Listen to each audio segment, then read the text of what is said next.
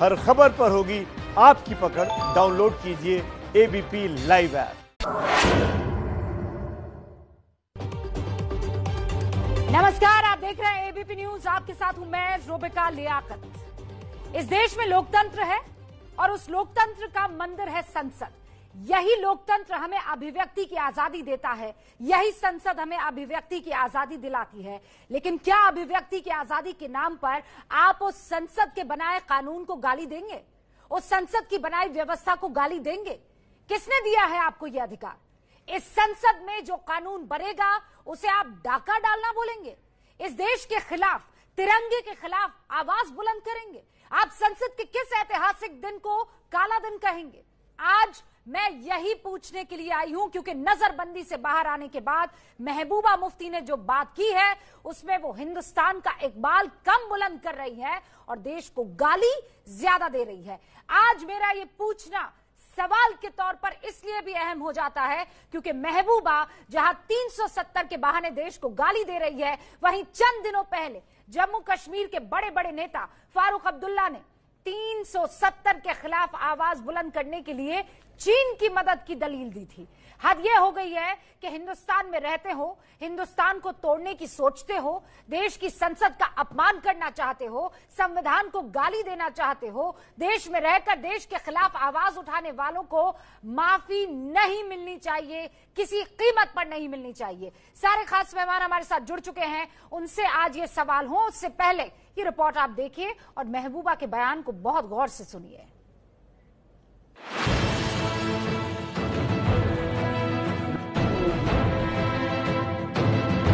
5 अगस्त 2019 के काले दिन का काला फैसला हर पल मेरे दिल और रूह पे वार करता रहा। मैं से कोई भी शख्स उस दिन की डाकाजनी और बेइज्जती को कतन भूल नहीं सकता। नजरबंदी से रिहाई के बाद महबूबा के जहरीले बोल। हम सबको इस बात का इरादा करना होगा कि जो दिल्ली दरबार ने 5 अगस्त को गैर आईनी, गैर जमहूरी, गैर कानूनी तरीके से हमसे छीन लिया, उसे वापस लेना होगा। जम्मू कश्मीर में हजारों लोगों ने अपनी जानें निशावर की, उसको हल करने के लिए हमें अपनी जदोजहद जारी रखनी होगी। 370 पर महबूबा के बयान से भड़की बीजेपी। जम्मू और कश्मीर और लेह और करगिल के लोगों के साथ उनकी जो तरक्की छीनी है और छीन करके जो है वो अपनी तिजोरियां भरी हैं, अभी तो उसका हिसाब किताब भी होना है। इस तरह के मुंगेरी लाल के सपने देखना बंद करना चाहिए उनको। जम्मू कश्मीर में लोग चाहते हैं कि यहाँ से मिलिटेंसी खत्म हो, उसमें सरकार की सपोर्ट करनी चाहिए, ना कि अपना अलग एजेंडा लेकर के चलना चाहिए। 370 के नाम पर फारूक अब्दुल्ला बने चीन के दोस्त। वो खाते हिंदुस्तान का है और गुण आजकल चाइना का गवाह। देश की संसद से मंजूर कानून लोकतंत्र के खिलाफ कैसे?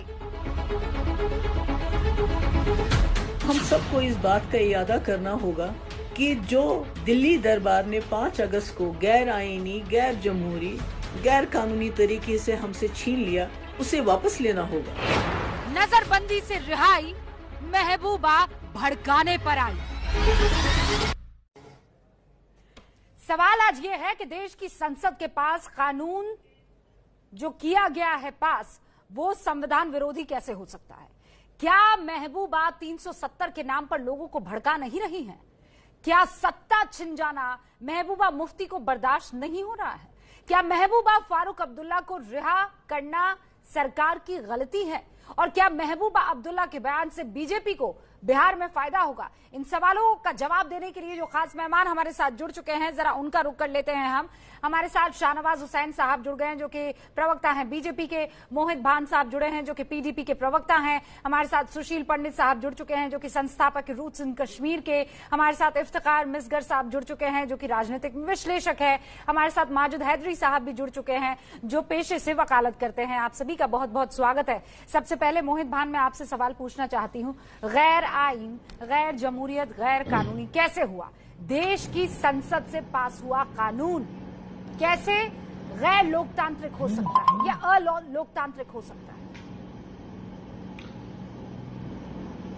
जी, मैं आपको बताता हूं ये कैसे लोकतांत्रिक नहीं है। जिस हिसाब से जम्मू कश्मीर के 1.25 करोड़ लोगों को नजरबंद करने के बाद और उनकी कॉन्स्टिट्यूएंट असेंबली को एक रात को एक गवर्नर के द्वारा गैर जमहूरी तरीके से, गैर कानूनी तरीके से बर्खास्त करके एक कानून हमारे ऊपर पार्लियामेंट के जरिए थोपा गया।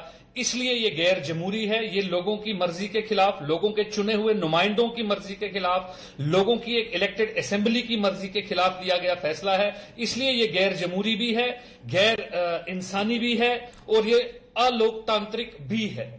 इसलिए अच्छा, अगर मैं आपको बताऊं कोई भी ऐसा अलोकतांत्रिक कानून क्या लाना है, था, तो मैं बताऊं ये कानून वो जम्मू महिला कश्मीर की जो असेंबली कॉन्स्टिट्यूशन कॉन्स्टिट्यूशन को हाजिर नाजिर रखते हुए कसम खाती हैं और सीएम बनती है जम्मू कश्मीर की, वो महिला जब ये कहती है कि तिरंगे को कंधे देने वाला कोई नहीं मिलेगा, वो अलोकतांत्रिक है। वो महिला जो कहती हैं कि देखना फिर क्या होगा अगर 370 को हाथ लगाया तो, धमकाती है लोकतंत्र को, वो अलोकतांत्रिक होता है मोहित साहब। अलोकतांत्रिक वो होता है कि आप बाहर निकलती हैं और फॉरेन पॉलिटिक्स करने लगती है जानते हुए कि अब आपका पॉलिटिकल एजेंडा काम नहीं आएगा। वो अलोकतांत्रिक होता है मोहित साहब जब वो महिला डेवलपमेंट की बात नहीं करती है और आते ही एक ऐसी बातें करने लगती है जो पाकिस्तान और चीन के लिए कहीं ना कहीं फेवरेबल साबित होगा। अलोकतांत्रिक की डेफिनेशन बहुत अच्छे से आप समझ लीजिए, अलोकतांत्रिक की डेफिनेशन आप समझ लीजिए। 370 ने हिंदुस्तान और कश्मीर को अलग करके रखा हुआ था। मोहित साहब उस 370 को हटाया और आज देखिए एक के बाद एक डेवलपमेंट की कहानियां और किस्से सामने आ रहे हैं। अगर ये कोविड ना आया होता तो आज आपकी सारी की सारी बातें वहां जमीन पर एकदम लौट चुकी होती। रूट्स इन कश्मीर के संस्थापक सुशील पंडित, एक सेकंड से रुक जाइए। सुशील पंडित, अलोकतांत्रिक है, कश्मीर के लोगों के साथ बहुत बड़ा धोखा है। मोहित साहब बहुत अच्छे से समझा रहे हैं अलोकतांत्रिक होने की डेफिनेशन। रूबिका जी, देश की सर्वोच्च न्यायालय में ये मामला विचाराधीन था कि 35A पर क्या किया जाए। सर्वोच्च न्यायालय हमारी लोकतांत्रिक परंपराओं में और पद्धतियों में, प्रक्रियाओं में एक बहुत महत्वपूर्ण अंग है और उसके पास अधिकार है संविधान के किसी भी पहलू पर विचार करने का और किसी भी नागरिक को अधिकार है वहां जाकर याचिका देने का। 35A पर विचार हमारा सर्वोच्च न्यायालय कर रहा था। उस सर्वोच्च न्यायालय के न्यायाधीशों को धमकाया सार्वजनिक रूप से महबूबा मुफ्ती ने कि किसी ने छुआ भी तो सिर्फ हाथ नहीं पूरा का पूरा जिस्म झुलस जाएगा। ये धमकाई दी जा रही थी महबूबा मुफ्ती द्वारा हमारे सर्वोच्च न्यायालय को। और फिर दूसरी बात, तिरंगे को लेकर के उन्होंने जो बार बार कहा वो केवल सार्वजनिक धमकी नहीं थी रूबिका जी, वो कश्मीर में बगावत के लिए एक आवाज बुलंद की जा रही थी, लोगों से कहा जा रहा था। एक सेकंड सुशील पंडित साहब को सुन तो लीजिए आप और उसके बाद जवाब दीजिएगा। सुन लीजिए ना प्रवक्ता पीडीपी जी मोहित साहब जी, सुन लिया।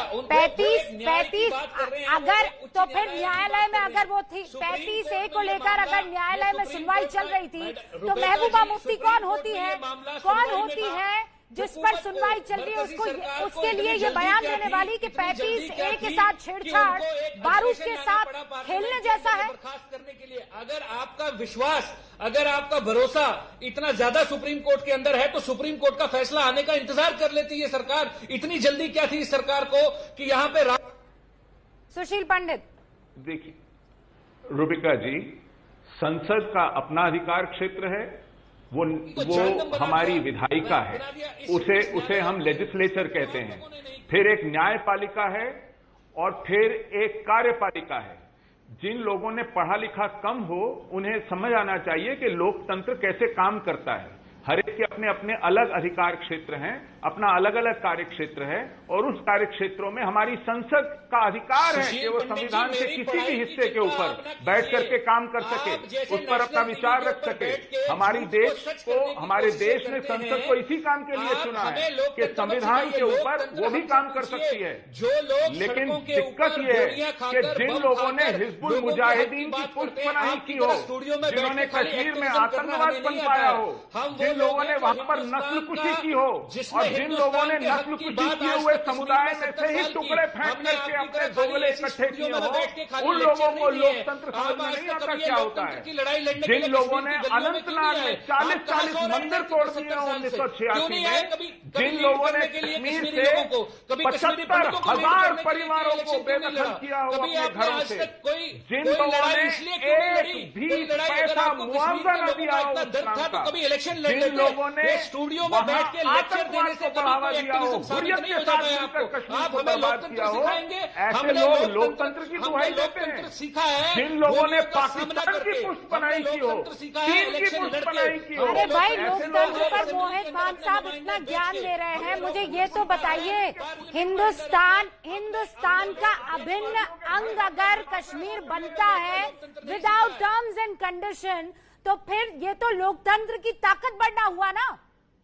आपके पर कतर दिए गए, आपकी राजनीतिक चालाकियों को संदूक में बंद कर दिया गया, तो आपको लगता है कि ये अलोकतांत्रिक हो गया? शाहनवाज हुसैन साहब, नागालैंड हिंदुस्तान का हिस्सा नहीं है? नागालैंड के अरे आप जम्मू कश्मीर की बात कीजिए ना, आप जम्मू कश्मीर की बात कीजिए। नागालैंड याद आ रहा है आपको अभी? शाहनवाज हुसैन साहब देखिए, जी देखिए, जम्मू कश्मीर भारत का अभिन्न अंग है। धारा 370 जम्मू कश्मीर के अंदर जो तरक्की थी उसके लिए बहुत बड़ा रोड़ा था। अब जम्मू कश्मीर में कोई व्यवधान नहीं है, इस तरह का बयान वो निकलकर अपने समर्थकों को एड्रेस कर रही हैं, इस तरह का बयान दे रही हैं। उनको पूरी तरह मालूम होना चाहिए कि अब इस पर कोई विचार होना नहीं है, ये गैर कानूनी नहीं है, बल्कि संसद के अंदर इसको पास किया गया। फारूक अब्दुल्ला हो या महबूबा मुफ्ती हो, वो बयानबाजी करने से कोई फायदा उनको होने वाला नहीं है। जम्मू कश्मीर के लोगों का हक इन्होंने मार रखा था, और जिस तरह की भाषा ये महबूबा मुफ्ती की बयानबाजी आपको बिहार चुनावों में फायदा देगी? आपने जो रिहा किया है उसकी टाइमिंग पर मुझे थोड़ा देखिए, बताइए ना कुछ। नहीं, कोई टाइमिंग का, देखिए टाइमिंग का सवाल ये है, हमने ये कहा था कि जब तक ये लोग जम्मू कश्मीर की स्थिति को बिगाड़ने की स्थिति में नहीं होंगे, हमने इनके लिए एक राय बनाई थी। आज जम्मू कश्मीर के अवाम को लग गया है कि नरेंद्र मोदी उस जितना प्यार करते हैं, जितनी मोहब्बत करते हैं, जितना उनके लिए काम करते हैं, उतना कोई कर नहीं सकता। और धारा 370 ने जम्मू कश्मीर के आवाम को कुछ दिया नहीं। आज वो 2019 से आज मैं आपको बता दूं कि जम्मू कश्मीर लद्दाख में पंचायत के लिए 2000 कश्मीरियों को ज्यादा प्यार करते हैं, तो कश्मीर के अंदर आतंकवादी घटनाएं पिछले साल के मुकाबले बढ़ती जा रही हैं। कभी नरेंद्र मोदी सरकार ने 1200 करोड़ रुपए अभी तक पंचायत में दे दिए, और तो वहाँ पे मैं आपको कह दूं कि 15 अगस्त 2019 से हर पंचायत। सुनिए ना मोहित साहब, मुझे पता है महबूबा मुफ्ती का रिहा होना आपके लिए बहुत खुशी की बात है, आप खुशी से अपने आप को संभाल नहीं पा रहे हैं, मैं आई अंडरस्टैंड, मैं समझ पा रही हूँ। पर रुकिए एक सेकंड, शाहनवाज हुसैन एक सेकंड, माजिद हैदरी साहब का ओपनिंग रिमार्क ले लूं, मिसगर साहब का ओपनिंग रिमार्क ले लूं, और उसके बाद आप लोग डिबेट में पढ़ सकते हैं ना। माजिद हैदरी साहब, मैं एक आंकड़ा सुनाना चाहती हूँ, सुनिए मोहित सर प्लीज। मोहित जी ठीक है सर, बहस बाद में हो जाएगी, पहले बाकी सारे मेहमानों की इज्जत हो जाए सर। वो आए हैं, इतनी देर से इंतजार कर रहे हैं, ओपनिंग रिमार्क ले लूं। माजिद हैदरी साहब, 2019 में आतंकी वारदात 188, 2020 यानी आर्टिकल 370 हटने के बाद 120 आतंकी वारदात होती है। ग्रेनेड हमले 2019 में 51, ये पूरा आंकड़ा मैं आपको बता रही हूँ, 2020 21 ग्रेनेड हमले। आईईडी अटैक्स 2019 में 51 थे, आईईडी हमले 6 थे, 2020 में 1 हो गए। आतंकी 126 ढेर हुए थे, ये आंकड़ा बढ़ा 136। आप ये आंकड़े देख भी रहे होंगे, मैं दर्शकों के लिए कह रही हूं। और शहादत यानी जो हमारे शहीद हुए जवान 2019 में 75 और 2020 में ये आंकड़ा एकदम गिरा और 35 हो गया। माजिद हैदरी साहब, आंकड़े तो झूठ नहीं बोलते। जी रुबैया साहिबा, क्योंकि आपने आतंक की बात की, तो सबसे पहले जो आज गुजरात में आतंकी हमला हुआ सुनार की दुकान पे, मैं उसकी निंदा करता हूँ।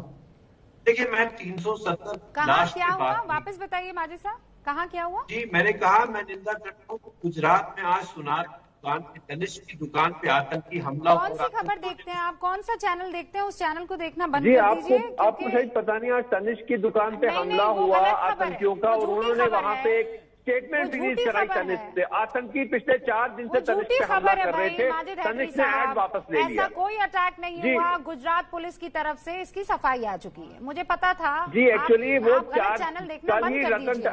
कल ही टाटा वालों ने तनिष्क का ऐड भी हटा दिया आतंकी दल। मैं पूरी जिम्मेदारी के साथ आपको बता रही हूँ, जो चैनल आपने देखा है वो झूठी खबर फैला रहा था। ऐसा कोई अटैक नहीं हुआ है, पुलिस की तरफ से क्लैरिटी आ गई है।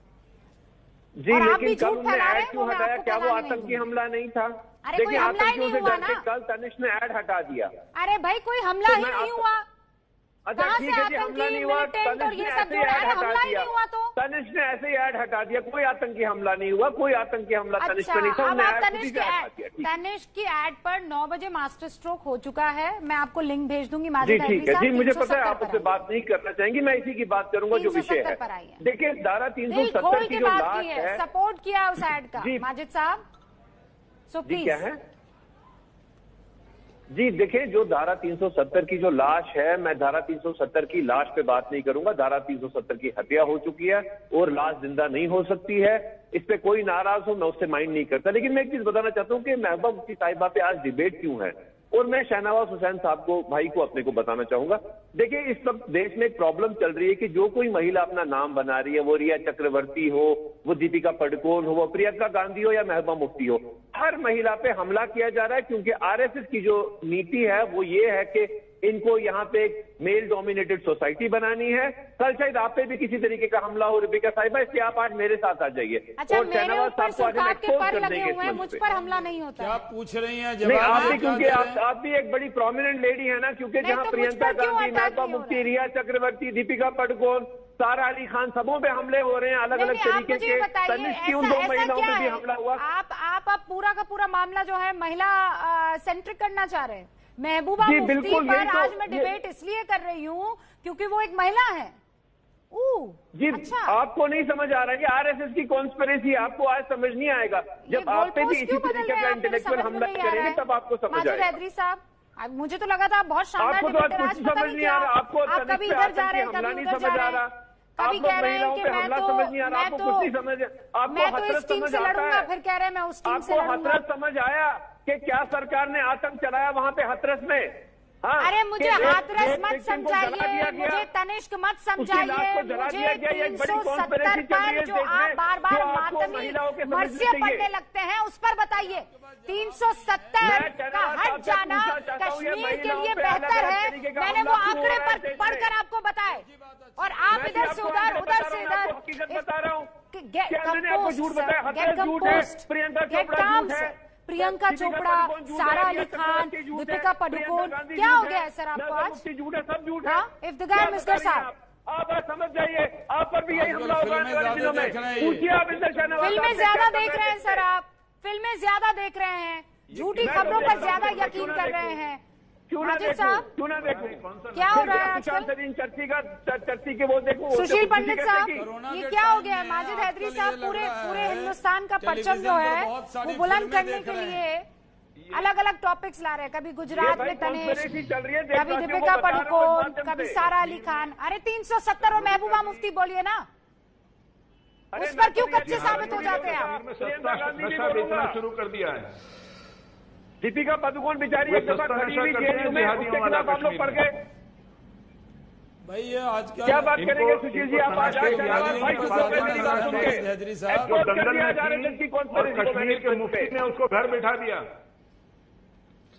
दंगल की फातिमा सना शेख को घर बैठा दिया, तभी वो दर्द नहीं हुआ। जवाब मैं दे दूं आपको, अगर आप मेरे से लेना चाहें जवाब। अगर आप एक सेकंड सर, एक सेकंड, माजिद साहब को बहुत चिंता हो रही है, वो चिंता का थोड़ा सोल्यूशन तो निकाल दें, सोल्यूशन तो निकाल दें। सुशील पंडित साहब, सुशील पंडित साहब, भाई कश्मीरी भाई है आपके। सुशील जी, माजिद हैदरी साहब इतने परेशान हो रहे हैं, दीपिका पडुकोन, सारा अली खान, महिलाओं को लेकर। आज महबूबा मुफ्ती पर हम इसलिए डिबेट कर रहे हैं क्योंकि वो एक महिला है। तो फारूक अब्दुल्ला का तो फिर मुझे आज नाम ही नहीं लेना चाहिए। जो चीन चीन चीन चीन की तस्वीर कर रहे हैं। आपसे जवाब लीजिए ना, आप शहनवाज साहब से मेरी बात का जवाब लीजिए। अंडर कवर आरएसएस को जवाब दीजिए।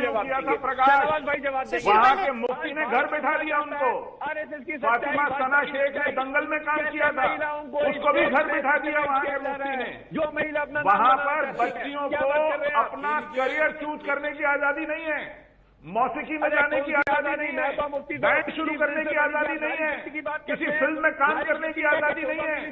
तब ये आंखें मीच लेते हैं, इनकी गोल गोल बटोर जैसी आंखें तब बंद हो जाती हैं जब फातिमा सना शेख में बैठा दिया जाता है, जब प्रकाश को बंद कर दिया जाता है और सरेआम उनको जलील किया जाता है। आप नारी शक्ति उनके शर्म कीजिए, टैलेंट को लेकर के उन्हें जलील किया जाता है। आप आज शर्म कीजिए, अपना मुंह बंद कीजिए।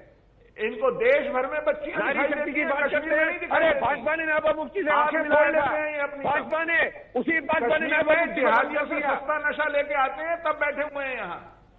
वो आपका सुशांत सिंह राजपूत सस्ता नशा करता है, खुदकुशी करता है, बाद में वो फिर आप पूरे देश को पागल कर देते हैं। फातिमा सना शेख को क्या किया? सुशांत सिंह राजपूत चलती है। फातिमा सना शेख माजिद हैदरी, बहुत हो गया। प्रकाश बैंक का क्या किया आपने? किसी शख्स के चले जाने के बाद इतनी बेहुदगी से उसकी बात करना आपको लगता है मैं यहाँ बैठकर उसे बर्दाश्त करूंगी?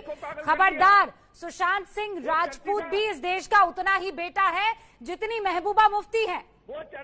ठीक है, आप उन सारे नशों की बात मत कीजिए। आपने पीएचडी नहीं कर रखी है, वो इन्वेस्टिगेशन का मैटर है और वो खत्म हो जाएगा। आपको दुनिया भर के, आपको यहाँ पर सुशांत सिंह राजपूत पर ज्ञान देना है। अरे बुरहान वानी पर ज्ञान दीजिए ना, ज्ञान दीजिए ना बुरहान वानी पर।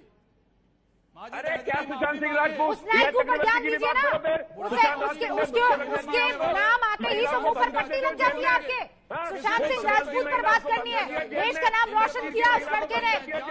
आप मुझे बताइए, जिसके पीछे आप लोग छुपते हैं, उस बुरहान वानी ने क्या किया है? इंसानियत के नाम पर धब्बा वो बुरहान वानी, बोलिए ना उसके लिए कुछ दो शब्द। आज पर्दाफाश हो गया आरएसएस का इस मंच पे, हिंदुत्व का पर्दाफाश हो गया। मैं बात करती हूँ जापान की, पहुंच जाते हैं चीन। क्या हो गया है आपको? एक गिलास पानी पी लीजिए। इफ्तिखार मिसगर साहब, इफ्तिखार मिसगर साहब, मैं इतनी शानदार पर्सपेक्टिव से डिबेट करने के लिए आई थी। मुझे ये बताइए, 370 के जाने के बाद मेरे आंकड़े, ये रहे आंकड़े, मैं घर से बनाकर नहीं लाई हूँ माजिद साहब, आपसे बात करके नहीं लाई हूँ। ये वो आंकड़े हैं जो सच्चाई बयां करते हैं। इफ्तिखार मिसगर साहब। रूबिका जी, देखिए आपने जो कंपैरिजन दिया बहुत ही अच्छा कंपैरिजन है। 2019 में तब भी ये स्टेट हिंदुस्तान के साथ ही था, तब भी इसको होम मिनिस्टर हिंदुस्तान का ही देखता था, तब गवर्नर आपके थे। तो ये किसका आप कंपैरिजन किससे कर रहे हैं, किसके फेलियर गिना रहे हैं, किसके कामयाबी गिना रहे हैं, हमारी समझ से तो ये बहुत बाहर है। अच्छा। क्योंकि 2019 में यहाँ पे पॉपुलर गवर्नमेंट नहीं थी, तब भी यहाँ पे गवर्नर राज था। इसका मतलब जितने भी फेलियर्स 2019 के हैं वो भी सेंट्रल गवर्नमेंट के ही फेलियर्स। रूबिका जी, आप मुझे बताएं, इंटरसेप्ट करने की जरूरत होगी भारतीय जनता पार्टी को।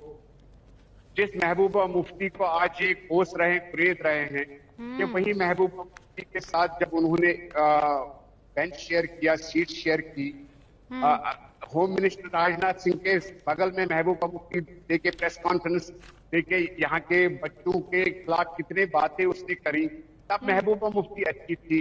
लेकिन महबूबा मुफ्ती आज बद से बदतर कैसे हो गई, ये तो भारतीय जनता पार्टी को पूछना चाहिए। तो महबूबा मुफ्ती रिहा होते ही बयान देती हैं और बयान ये देती है कि इसने मेरी रूह पर चोट की, यानी 370 को हटाना उनकी रूह पर चोट है। और वो ये कहती है, मुझे ऐसा लगता है कि पूरे के पूरे कश्मीर को ऐसा ही महसूस हुआ होगा। फिर इसे वो गैर आईनी यानी लोकतांत्रिक बताती है, गैर कानूनी बताती हैं और ये कहती हैं कि अब हमें इसे दोबारा लाना होगा। अभी आपने सुना ब्रेक से पहले माजिद हैदरी खुद कह रहे थे ये लाश है, और अच्छी बात है, लाश है तो फिर दफन करो और आगे बढ़ो। इस वक्त हमारे साथ शाहनवाज हुसैन साहब भी जुड़े हुए हैं। शाहनवाज हुसैन साहब, जो बात ब्रेक से पहले और जो सवाल आपसे पूछा गया है इफ्तिखार मिसगर की तरफ से, उसका जवाब तो देना बनता है। यही महबूबा मुफ्ती आपको बहुत पसंद आती थी जब आपके साथ सरकार चला रही थी। नहीं, महबूबा मुफ्ती के साथ उस वक्त हमने सरकार बनाई थी, ये कोई ढकी छुपी बात तो है नहीं, ना हमें छुपाना है ना बताने में कोई दिक्कत है।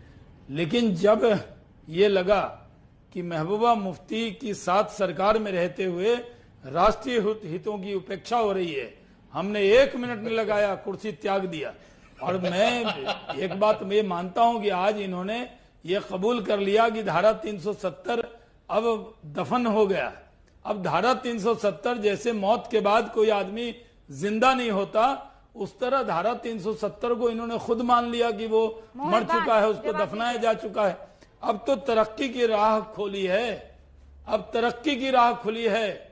अब जम्मू कश्मीर में आज जो हम कर रहे हैं, 2 एम्स हैं वहां, 8 नए मेडिकल कॉलेज, 5 नए नर्सिंग कॉलेज, वहां स्टेट कैंसर इंस्टीट्यूट, 50 कॉलेज 1 वर्ष के अंदर हमने 25,000 सीट उसके अंदर की है। नरेंद्र मोदी जी की सरकार ने पंचायतों को अधिकार दिया है।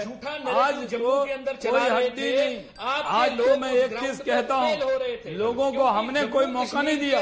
हमने ये नहीं कहा कि भारतीय जनता पार्टी एरोगेंस के साथ चलती है, हमने साथ लेकर चलने की कोशिश की। नरेंद्र मोदी जी का दिल बड़ा है, हमने साथ लेकर चलने की कोशिश की। कुछ कह रहे हैं, उनको सुनिए तो सही। जिस दिन लगा मोहित भान आपसे, भाई पुरानी दोस्ती की है नाते, मोहित भान आपसे कुछ कह रहे हैं, सुनिए एक बार सुनिए। हाँ मोहित भान पूछे भाई, क्या पूछना है आपको शाहनवाज? क्या कह रहे हैं? शाहनवाज जी बात कर रहे हैं कि इन्होंने कुर्सी को लात मार दी, इन्होंने पावर छोड़ दिया। पावर इन्होंने नहीं छोड़ा। पावर मैं इनको बताऊं, इनको याद दिला दूं शाहनवाज जी को कि पावर कैसे छूटी गई। जो जम्मू कश्मीर हुकूमत में, जिसमें ये हमारे हिस्सा थे, जहां पीपल फ्रेंडली फैसले महबूबा मुफ्ती जम्मू कश्मीर के लोगों के लिए ले रही थी, उनकी जो पॉपुलैरिटी जम्मू कश्मीर में बढ़ रही थी, वो इनके गले से नीचे नहीं उतर रही थी। ये देख रहे थे कि हमारी पीपल फ्रेंडली डिसीजन मेकिंग नहीं थी, वो बुरहान वानी एंड लोकसभा का चुनाव तो डिसीजन मेकिंग थी, अगर वो Burhan Wani friendly decision making थी। क्या बात कर रहे हैं आप? क्या बात कर रहे हैं? क्या पीपल फ्रेंडली था? मुझे ये बताइए, क्या पीपल फ्रेंडली था? मुझे ये बताइए महबूबा मुफ्ती के डिसीजन मेकिंग में, उनके फैसलों में पीपल फ्रेंडली क्या था? उनके बयानों में हिंदुस्तान के प्रति नफरत थी, उनके बयानों में बुरहान वानी के प्रति मोहब्बत थी। क्या पीपल फ्रेंडली भाई? मैं फैसले भी बताऊंगा और बयान भी बताऊंगा। आप सुनने को तैयार तो हो जाएं। आप अगर सुनना ही नहीं चाहते हैं तो फिर मैं क्या कर सकता हूं? अब सुने, मैं बताऊंगा बयानों का भी, मैं बयानों की भी तशरीह करूंगा। अरे मोहित भान जी, मैं बताती हूँ आपको और पढ़ के बताती हूँ। मेरे शब्दों में हेर फेर नहीं होगा। ये बकौल महबूबा मुफ्ती बयान है जो मैं आपको पढ़ के सुनाऊंगी। कान खोलकर सुनिए आप मोहित भान साहब, कान खोलकर सुनिए। 370 हटने से पहले उनके बयान सुनाती हूँ। अरे सुनिए ना, सुनिए, दम नहीं है सुनने का, मादा नहीं है सुनने का। ये महबूबा मुफ्ती के बयान है जो आइन की, कॉन्स्टिट्यूशन की, लोकतंत्र की बात करती है। 370 को लेकर आग से मत खेलो। आग कौन है भाई? कौन है आग? कौन है आग? मोहित साहब बताइए मुझे। 370 हटाया तो कश्मीर में तिरंगा कौन उठाएगा? कौन है? आज डल झील में बोट के बीचों बीच तिरंगा लहराता है। वो खूबसूरत पल हर किसी ने अपनी नजरों में कैद किया हुआ है। मोहित साहब फिर पढ़ के सुनाती हूँ। 370 हटेगा तो कश्मीर से भारत का रिश्ता खत्म हो जाएगा। कौन होती है महबूबा मुफ्ती ये कहने वाली? जी, कौन होती है महबूबा मुफ्ती ये कहने वाला? मैं इसका जवाब दूंगा आपको। हो गया ना, 1.25 साल हो गए, 370 खत्म हुए। क्या रिश्ता टूट गया? आप लोगों का पॉलिटिक्स से रिश्ता टूट गया है। आप में क्षमता है सुनने की, मैं जवाब दूंगा। मैं नेशनल टीवी पे इस चीज का जवाब दूंगा। अगर आप में क्षमता है सुनने की, अगर आप में धैर्य है सुनने का, तो आप सुनिए, मैं इसका जवाब दूंगा। मैं इसका जवाब आपको दूंगा। अगर आप में धैर्य है सुनने का, सुनिए। हाँ कीजिए, बिस्मिल्लाह। सुनिए, ये जब बयान उन्होंने दिया, जब ये जवाब उन्होंने दिया, ये जवाब एक उस इंसान के जज्बात थे जिसने अपनी पार्टी के हजारों वर्कर उस झंडे के लिए कुर्बान किए, जिसने अपनी पार्टी के हजारों वर्कर हिंदुस्तान के नाम पे वोट मांगने के लिए, जब कोई इंसान इलेक्शन में खड़े होने को तैयार नहीं होता था, हिंदुस्तान के नाम पे वोट मांगने को तैयार नहीं होता था, ये उसके जज्बात थे कि आप उन लोगों के साथ धोखाबाजी कर रहे हैं, आप उन लोगों को धोखा दे रहे हैं, आप उन लोगों की कमर तोड़ रहे हैं जिन्होंने इस हिंदुस्तान के झंडे को गोलियां खाकर, बम ग्रेनेड खाकर अपनी छाती के ऊपर रखा। 1996 के अंदर शाहनवाज हुसैन साहब जम्मू कश्मीर में इलेक्शन लड़ने नहीं आए, हिंदुस्तान के नाम पे वोट मांगने नहीं आए। मोहित साहब सुना मैंने अमित शाह साहब वोट मांगने, मोहित साहब सुना मैंने आपको, आप ये कह रहे हैं कि उस तिरंगे के लिए, हिंदुस्तान के लिए वोट मांगने के लिए पीडीपी के कार्यकर्ता निकलते थे, तो उनका दिल दुख रहा था, उनका दिल दुख रहा था, उनकी रूह को चोट पहुंच रही थी, राइट? सुशील पंडित साहब, क्या सच है? शाहनवाज हुसैन साहब ने सच ये है कि बुरहान वानी ने पीडीपी के सरपंच मारे तो ये बुरहान वानी के घर मुआवजा लेकर पहुंची। कांग्रेस ने दिए हैं। जिन हिजबुल मुजाहिदीन के लोगों को हमारे सुरक्षा बलों ने एनकाउंटर में मारा, ये उनके घर ताजियत के लिए पहुंची। ये अपने मारे गए सरपंचों के घर ताजियत के लिए नहीं गई। आप क्यों नहीं आगे? ये अपने मारे गए कार्यकर्ताओं के घर ताजियत के लिए नहीं गई। बाहर क्यों नहीं निकल पाते हैं? उन आतंकवादियों, उन जिहादियों के घर ताजियत के लिए 1960 में जो कश्मीर आपने छोड़ा है ना, अपने मुफाद के लिए, अपने पर्सनल फायदे के लिए, जो 1960 में कश्मीर आपने छोड़ा है, उस कश्मीर में वापस आइए। जो दर्द आप महबूबा मुफ्ती है और ये उनके टुकड़ों पर बनने वाले मोहित साहब, मैंने मौका दिया ना आपको, मोहित साहब मैंने मौका दिया ना आपको, मैंने मौका दिया ना, आपने जज्बात की बात की तो असलियत सुनने का मादा रखिए ना। क्यों पहुंची बुरहान वानी के घर पर महबूबा मुफ्ती ताजियत देने के लिए? ये वही बुरहान वानी था ना जो सरपंचों को मार रहा था? क्यों पहुंची, मुझे ये बताइए। पीडीपी के सरपंच मारे। सुशील पंडित जी असलियत बता नहीं रहे हैं। ये पीडीपी के सरपंच जिन्होंने मारे उनके घर जाती थी मुआवजा लेकर। आप कमाल है। और हमने हमेशा जिन्होंने पीडीपी के कारकुन मारे उनके घर ताजियत के लिए जाती खारिज की। हमने हमेशा बोला है न वायलेंस, ये वायलेंस की गंगोत्री जननी है, माँ है वायलेंस की। हिजबुल मुजाहिदीन के साथ मिली हुई थी। इनके बारे में तो हमारे राष्ट्रीय सुरक्षा सलाहकार ने कहा। तकरीरें इनके बारे में एम.के. नारायणन ने हिंदू में लेख लिखा कि इनको मुख्यमंत्री मत बनाइए, ये हिजबुल मुजाहिदीन के साथ मिली हुई हैं। जब मुफ्ती मोहम्मद सईद प्रधानमंत्री थे, वो डॉक्टर मनमोहन सिंह से मिलने पहुंचे। मीटिंग से पहले उन्हें रिकॉर्डिंग सुनाई गई कि महबूबा मुफ्ती देखिए क्या बात कर रही है हिजबुल मुजाहिदीन के दिल्ली। ये अनंतनाग के हिजबुल मुजाहिदीन के कमांडर के साथ। माजिद हैदरी ताली बजा रहे हैं। माजिद हैदरी, क्या हो गया है आज आपको? क्या खा कर आए हैं? देखिए मैं पीडीपी की आइडियोलॉजी को नहीं मानता, मैं उनसे अग्री करता हूं, लेकिन मोहित बान जी जो है ना, ये सच्चे कश्मीरी पंडित हैं। इनने सुशील जी को कहा आके हब्बा कदल में आके बात करो। देखिए ये लड़के में दम है, ये बोल रहा है आओ कश्मीर में आके कश्मीर की बात करो। ये आरएसएस के पहलू में बैठना छोड़ दो, कश्मीर में हब्बा कदल में आओ, पंडितों की जगह है, वहां पे आप आके क्यों नहीं बात करते सुशील जी? हर दिन आप वहां अपने वो एयर कंडीशन आप चैम्बर से बात करते हैं। मैं जानता कश्मीर जानना चाहते हैं, बंगाल के बात करते हैं, क्योंकि आपको मालूम है वहां जाइए। आपने अजय पंडिता के साथ लोक भवन में क्या किया, ये दुनिया जानती है कि वहाँ आप कश्मीरी पंडितों को बुला के उनका क्या करते हैं। आपने तो बाबर कादरी को नहीं छोड़ा, आपके लिए 6 साल आपने तो लोन को नहीं छोड़ा, आपने तो मीरवाइज को नहीं छोड़ा, आपने तो मुसलमानों को नहीं छोड़ा कश्मीर में। आपने बाबर कादरी का क्या किया जानते हैं? बाबर कादरी का क्या किया आपने? सो अनफॉर्चुनेट। माजिद हैदरी, आपको इस बात का फक्र हो रहा है कि कश्मीरी पंडित वहां अपने घर पर नहीं आ सकते हैं? वहां कश्मीर में जाने से उनको खौफ आता है और आपको इस बात का फक्र हो रहा है। शायद इसीलिए चीन और पाकिस्तान को ये लगता है कि आप जैसे कुछ और मुट्ठी भर मिल जाए तो उनकी तो वाहवाही और बल्ले बल्ले हो जाएगी।